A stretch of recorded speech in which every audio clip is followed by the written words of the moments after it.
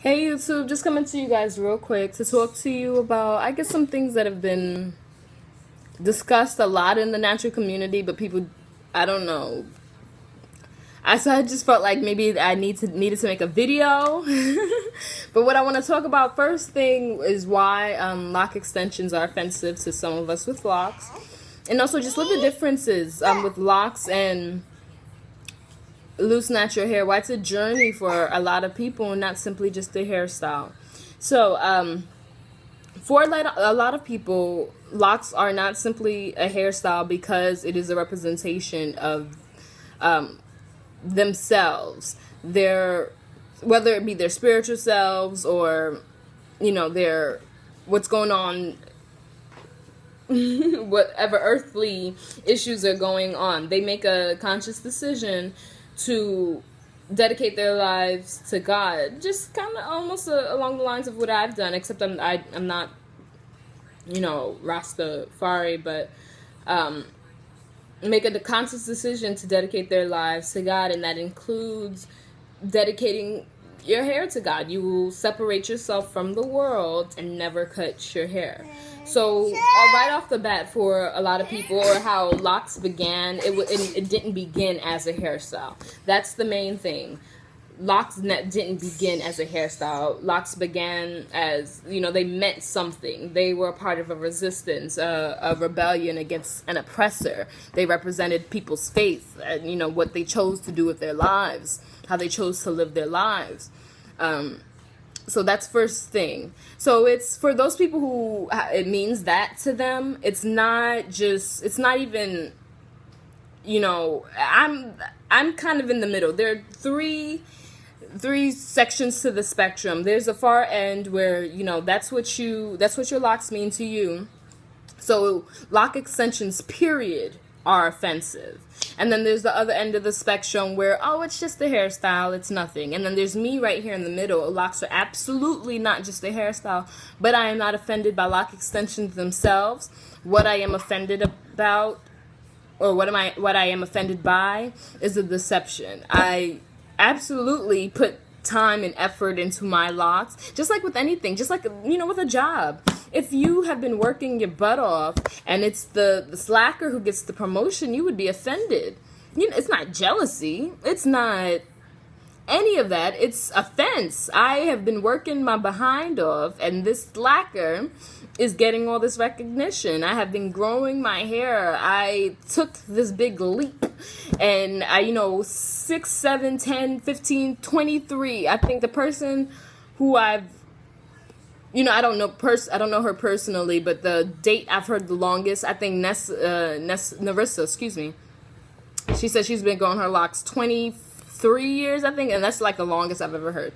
So whether you've been growing it a year or 50 years, this is something that you have put your time and your effort into. This is, it took you 24 years, 23, whatever year, however many years, to reach the point that you are at, to become the person that you are, for your hair to be the length that it's at, and for someone to go and 6 hours have that same length, and then for them to speak as if it's their own. That's offensive. For example, I was just watching a video on YouTube with the artist Locing, who has locks, as we all know. But she clearly has lock extensions, clearly. And I never knew who she was previously, but she got really big, I guess, in 2014. I've been hearing her name a lot, and then I seen the cover, and when I noticed on I knew from the Essence cover that she had lock extensions. You could clearly see on the cover she had lock extensions, and then I just happened to see this video on YouTube. I believe it was like with Madame Noir. And they were asking her about her hair care routine, and she's like, oh yeah, you see how my hair's growing? It's because my grandmother makes some stuff. That's offensive, Lettucey. You have lock extensions. Like, I actually had to leave that as a comment on the YouTube video. I said, this is exactly why people with locks are offended by people with lock extensions. It's fine if, I looked back, so we know you have locks. For whatever reason you wanted to add lock extensions, that's completely your own, and that's fine. If it was for length or thickness or color, dude, do you. But it's offensive for someone to speak as if that is all their length. That's, you don't do that. Just like if someone has long natural hair underneath their tracks, if someone asks you, you know, what your hair care routine is or how do you get long hair, you're going to talk to them about the long hair that is underneath your head. You would let them know, clarify, yeah, I use this. These are tracks. I use it as a protective style. This is my hair care routine. To, you know, you don't talk as if that is your hair. The weave that you have is your hair because you feel like your hair might actually be as long as the weave. Do you know what I'm saying? There needs to be a clarification that's made. That's where it becomes offensive. Or for, you know, for me, I'm in the middle of the spectrum. For someone like me, that's when it becomes offensive. When one tries to deceive people. So there's that far end of the spectrum where people, this is their life, this is who they are, this is a whole lot more than simply a hairstyle. And so it's appropriation. When they see locks, it is almost as if it is along the same lines as blackface. Just like a black person is offended that someone is mocking their skin color, they are painting themselves to be my skin color and mocking me, who I am, everything that I am. That's how someone who with locks feel, on this end of the spectrum with locks feel. You are mocking who I am. My locks mean a lot more to me than just a hairstyle. They mean a lot more to me than just fashion. This is who I am. This is my life. This is, you know, my faith. This is something a whole lot more than what you think it is. And so for them to, they see it as appropriation. You are wearing fake locks on your head. You are mocking who I am. And that's how people feel. And I want to talk about that. I think that's something that needs to be respected. We just really need to start respecting other people. For example, excuse me, Native American headdresses. I personally did not know that Native American headdresses were offensive if you had not earned them. And then, of course, with Pharrell, that big thing happened. That big thing with Pharrell happened.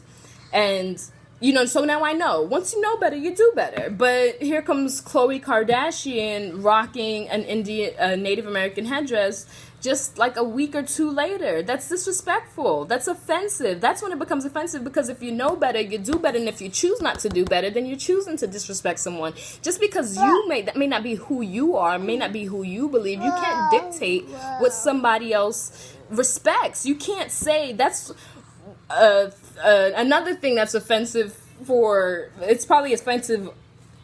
There you go, Bobo. For me in the middle of the spectrum, and, you know, my other brothers and sisters on the far end of the spectrum, it is disrespectful for you. It is rude for you in any situation for you to assume that because it's one way for you, it should be that way for anybody. Oh, it's just a hairstyle for me. It can't be a journey for anybody else because it's just hair. That is what you believe. That is how you feel. Respect the fact that my hair, it's not just hair to me. And I don't even understand that, how someone could say it's just hair. Someone, she said, oh, it's just hair because it's just a natural progression. Hair growth is just a natural progression. Yes. Hair growth is just a natural progression. Just like grass growing outside is a natural progression.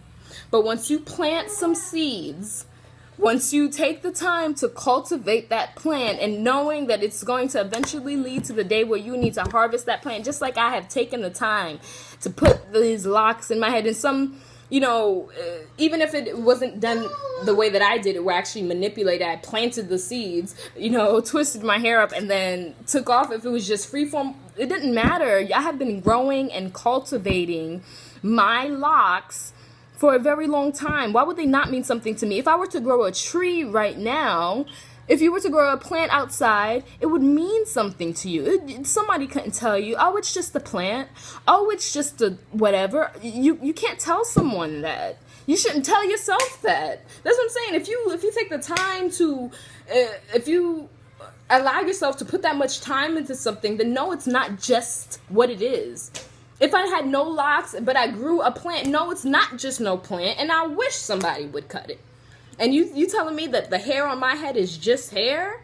A plant that I grew is not just a plant. The crops that I have been cultivating, been putting in my effort into out in the hot sun, watering them, growing them, talking to them, encouraging them. That is not just hair. But you are telling me that the hair out of my head that grows from my head is supposed to be just hair. I can't agree with that. I cannot agree with that. That is crazy. Your hair is an extension of you. If you have nothing else, even the clothes on your back, your hair is all that you have to represent you. Your hair is an extension of you. So you can't tell me that it's just hair.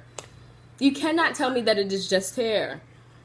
And another person left something. Another person wrote, a journey. It's not a journey, because a journey is defined as a series of events out of the ordinary. I'm sorry for you, sir. I apologize that things out of the ordinary need to happen for you to gain substance from it, to gain knowledge from it, to learn from it. I am sorry, because not very many extraordinary things happen in my life, but I make sure to make the most of all the things that do happen. This is not an extraordinary journey. Well, not for you, but actually it is for me. My doc journey has been an extraordinary journey of self-discovery for me. But even if it was not, there are lots of other small journeys in my life, and I take every opportunity to draw something of substance from it, to learn from it. I'm sorry that your lock journey is not a journey. I'm sorry that locks are just a hairstyle for you. I'm sorry that locks are all that they are for you. I'm sorry that it's just hair for you. I apologize. And I mean, you are missing out. If you need something extraordinary or out of the ordinary or odd or weird or, just, if you cannot gain, knowledge from everything that is around you currently, I'm sorry for you. I am sorry. And then the third person said, there weren't only 3 comments, but these are the 3 comments that stood out to me a lot. I follow a lot of dread groups on Facebook, and there are always this discussion, but this particular post is what motivated me to make this video. And the final comment said, this is why black people are always behind, or not taken seriously, because we're always beating a dead horse. Really? Really? That's why black people are behind? Let me tell you something. Black people are behind because we don't take ourselves seriously. We are behind because we don't take our natural curls seriously. We would much rather get weaves and perms and things like that to conceal our texture than actually learn taken seriously, because you don't take your hair texture seriously, because you don't take your skin color seriously. You choose to say things like, this is why blah blah blah. I'm sorry. I'm not about to give you no more I'm sorry. Let me stop there, because this could turn into a conversation about race so easily.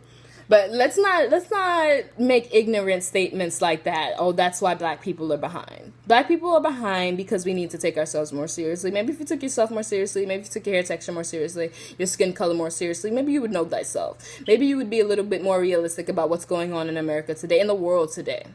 Okay? That's why black people are behind. Not because they feel like they have learned something about themselves on this lock journey. And the fourth comment, I actually just remembered another one. Somebody said, it seems to me that people with locks are self-righteous.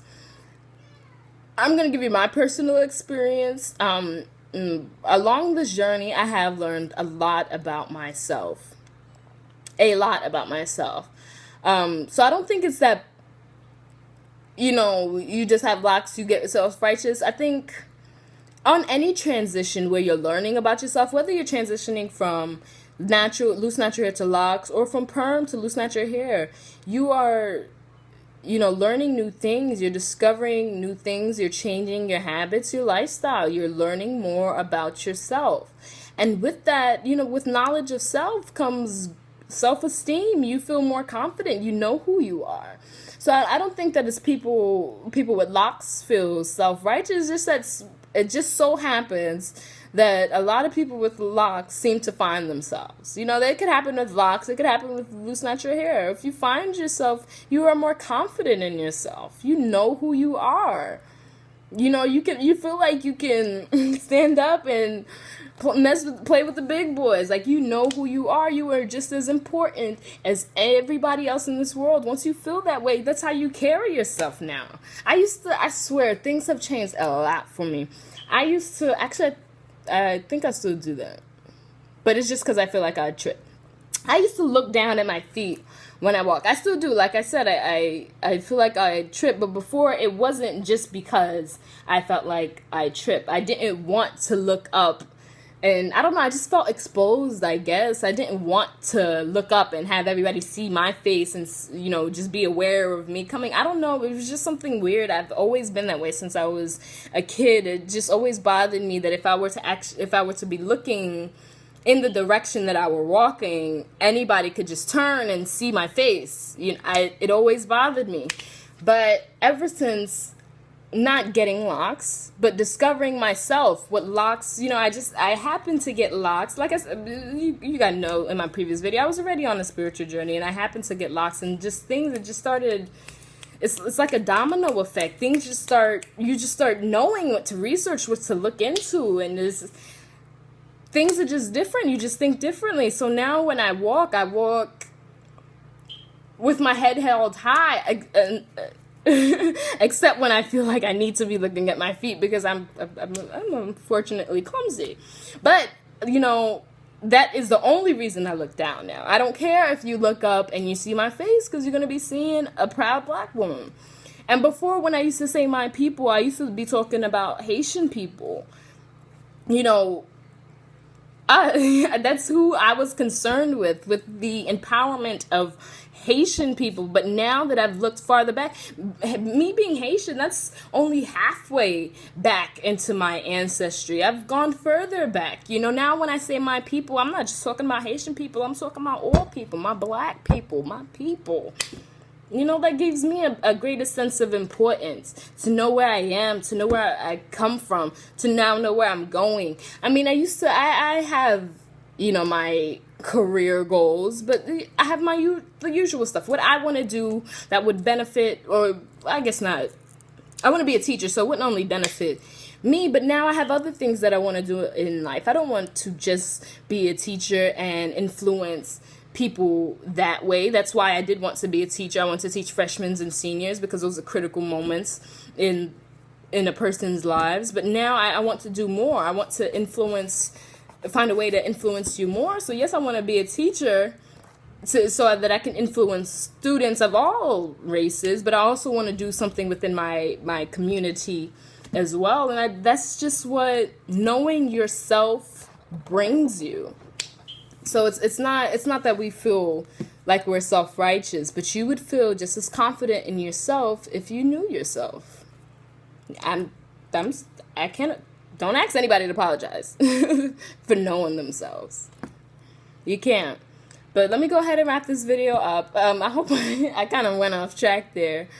That's why locks are offensive. On the far end of the spectrum, it is a lot more than a hairstyle. A lot. It is a lifestyle. It is who someone is. So it is seen as appropriation when someone has fake locks. And in the middle of the spectrum, you have it's not offensive themselves. The fact that people lie about whether they're natural or not is what's actually offensive. And then you have the opposite end of the spectrum where people are offended by it simply because they're offended by anything like that. Weaves, lock extensions, wigs, anything like that. It's anything like that. But yeah, now you know. That's why it's offensive. That's why people feel that way, and you can't tell them they're wrong. We really need to learn to start respecting each other's opinions. You cannot tell me I am wrong for taking this as a journey, and I can't tell you you're wrong really for taking it as a hairstyle. I can only say I'm sorry for you, But you can't tell me that it can't be a journey for me simply because it wasn't a journey for you. We really need to learn to respect what other people respect. Once you hear, you know, like just like with the Native American headdress, once you know better, boom, it should be automatic. I'm gonna do better. It may not mean anything to me, but you respect it, so I shall respect you. Can we do that as a people, please? Rate, comment, subscribe.